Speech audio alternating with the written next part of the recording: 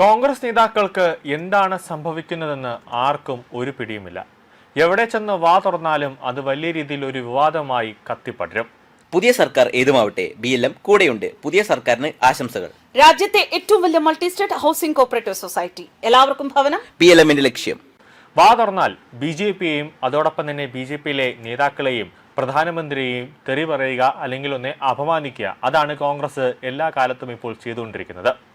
ഇപ്പോൾ എന്താണ് സംഭവിച്ചിരിക്കുന്നത്? അതായത് പ്രധാനമന്ത്രി നരേന്ദ്രമോദിയെ ഭീകരവാദി എന്നാണ് കോൺഗ്രസ് അധ്യക്ഷനായ മല്ലികാർജ്ജുന ഖാർഗെ വിശേഷിപ്പിച്ചത്.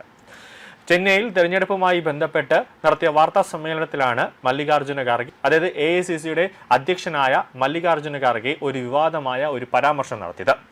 സംഭവം വിവാദമായപ്പോൾ പ്രധാനമന്ത്രി നരേന്ദ്രമോദിയെ ഞാൻ അങ്ങനെയല്ല പറഞ്ഞത്, തൻ്റെ എതിരാളികളെ ഭീഷണിപ്പെടുത്തുകയും ഭീകരരാക്കുകയും ചെയ്യുന്നു എന്നാണ് താൻ ഉദ്ദേശിച്ചത്, അത് മാധ്യമങ്ങൾ വളച്ചൊടിച്ചു എന്നൊക്കെയാണ് ഖാർഗെ അവസാനമായി പറഞ്ഞ് തടി തപ്പാനായി നോക്കിയത്.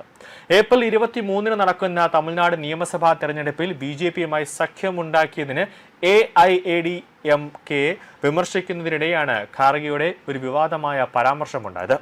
ഏപ്രിൽ 23 നടക്കുന്ന തമിഴ്നാട് നിയമസഭാ തെരഞ്ഞെടുപ്പിൽ BJPയുമായി സഖ്യമുണ്ടാക്കിയതിനാണ് ഒരു വിമർശനം മല്ലികാർജ്ജുന ഖാർഗെ തമിഴ്നാട്ടിൽ പടച്ചുവിട്ടത്.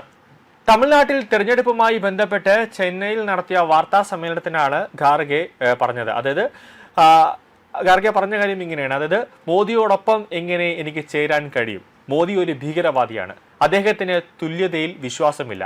മോദിയുടെ പാർട്ടിക്കും തുല്യതയിലും നീതിയിലും വിശ്വാസമില്ല. ഈ ആളുകൾ അവരുമായി ചേരുന്നു. അതിനർത്ഥം അവർ ജനാധിപത്യത്തെ ദുർബലപ്പെടുത്തുന്നു എന്നാണ് മല്ലികാർജ്ജുന ഖാർഗെ പറഞ്ഞത്. ഖാർഗെ പറഞ്ഞതോടെ തന്നെ സമൂഹ മാധ്യമങ്ങളിലടക്കം തമിഴ്നാട്ടിലടക്കം ജനങ്ങൾ വലിയ രീതിയിൽ കോൺഗ്രസിനെതിരെ പ്രതിഷേധവുമായി രംഗത്തെത്തുന്ന കാഴ്ചയാണ് പിന്നെ കണ്ടത്.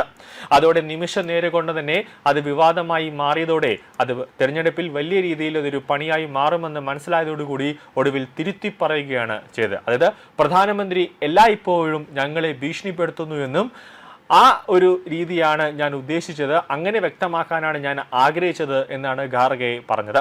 ആദായ നികുതി വകുപ്പ്, ED, മറ്റ് കേന്ദ്ര സ്ഥാപനങ്ങൾ എന്നിവയെല്ലാം അദ്ദേഹത്തിന്റെ കയ്യിലാണെന്നാണ് പറഞ്ഞത്. മോദി ഒരു ഭീകരവാദിയാണെന്ന് ഞാൻ ഒരിക്കലും പറഞ്ഞിട്ടില്ല എന്നാണ് ഖാർഗെ പറഞ്ഞിട്ടുള്ളത്. മോദി ഞങ്ങളെ ഭീകരരാക്കുന്നു എന്ന് പറഞ്ഞ് തടിയൂരാൻ നോക്കിയെങ്കിലും പ്രതിഷേധം അവസാനിച്ചിട്ടില്ല എന്നതാണ് പ്രധാനപ്പെട്ട കാര്യം. മോദിയെ ഞാൻ ഭീകരവാദിയായിട്ടൊന്നും പറഞ്ഞിട്ടില്ല എന്ന് ഖാർഗെ പറയുമ്പോഴും സമൂഹ മാധ്യമങ്ങളടക്കം ഖാർഗെ പറഞ്ഞു എന്ന ആ ഒരു പറയുന്നതിൻ്റെ വീഡിയോ ദൃശ്യങ്ങളടക്കം ഇന്ന് സമൂഹ മാധ്യമങ്ങളടക്കം വ്യാപകമായി തന്നെ പ്രചരിക്കുന്നുണ്ട്. പ്രധാനമന്ത്രി മോദി ഒരു നുണയനാണെന്നും കഴിഞ്ഞ 12 വർഷമായി രാജ്യത്തെ ജനങ്ങൾക്ക് വേണ്ടി ഒന്നും ചെയ്തിട്ടില്ല എന്നും ഖാർഗെ പറഞ്ഞു. തമിഴ്നാട്ടിലെ പ്രചാരണ വേളയിൽ വായിൽ തോന്നിയതെല്ലാം വിളിച്ചു പറയുകയാണ് ഖാർഗെ ചെയ്യുന്നത്. മോദിയെ ഭീകരവാദി എന്ന് വിശേഷിപ്പിച്ചതിനെ BJP ശക്തമായാണ് അപലപിച്ചത്. കേന്ദ്രമന്ത്രി പീയൂഷ് ഗോയൽ പ്രധാനമന്ത്രി മോദിക്കെതിരായ ഖാർഗെയുടെ ഭീകരവാദി പരാമർശത്തെ വിമർശിക്കുകയും ഖാർഗെ മാപ്പ് പറയണമെന്ന് ആവശ്യപ്പെടുകയും ചെയ്തു. കോൺഗ്രസ് ഇത്രയും താഴ്ന്ന നിലയിലേക്ക് പതിച്ചതിൽ ഞങ്ങൾ ലജ്ജിക്കുന്നുവെന്നും അവർ ജനാധിപത്യപരമായി തിരഞ്ഞെടുക്കപ്പെട്ട ഒരു പ്രധാനമന്ത്രിയെ ഭീകരവാദി എന്ന് വിളിച്ചുവെന്നും ജനങ്ങളാൽ തിരഞ്ഞെടുക്കപ്പെട്ടയാളാണ് നരേന്ദ്രമോദിയെന്നും BJP നേതാക്കൾ പറയുന്നുണ്ട്. ഖാർഗെയുടെ പ്രസ്താവനയെ ഞാൻ ശക്തമായി അപലപിക്കുകയും നമ്മുടെ രാജ്യത്തെയും നമ്മുടെ രാജ്യത്തെ ജനങ്ങളെയും അധിക്ഷേപിച്ചതിന് മാപ്പ് പറയണമെന്നാണ് ആവശ്യപ്പെടുന്നത്. നിലവിൽ AICC അധ്യക്ഷനെതിരെ ഇപ്പോൾ തെരഞ്ഞെടുപ്പ് കമ്മീഷന് പരാതി നൽകിയിരിക്കുകയാണ് BJP. അതായത് നിർമ്മല സീതാരാമൻ, കിരൺ റിജു, അർജുൻ റാം മേഘ്വാൾ തുടങ്ങിയ BJP നേതാക്കൾ തെരഞ്ഞെടുപ്പ് കമ്മീഷനെ നേരിൽ കണ്ടാണ് പരാതി നൽകിയിരിക്കുന്നത്. മല്ലികാർജ്ജുന ഖാർഗെയുടെ പരാമർശം മാതൃകാ പെരുമാറ്റ ചട്ടത്തിന്റെ വ്യക്തമായ ലംഘനമാണെന്ന് BJP ആരോപിച്ചിരിക്കുകയാണ്.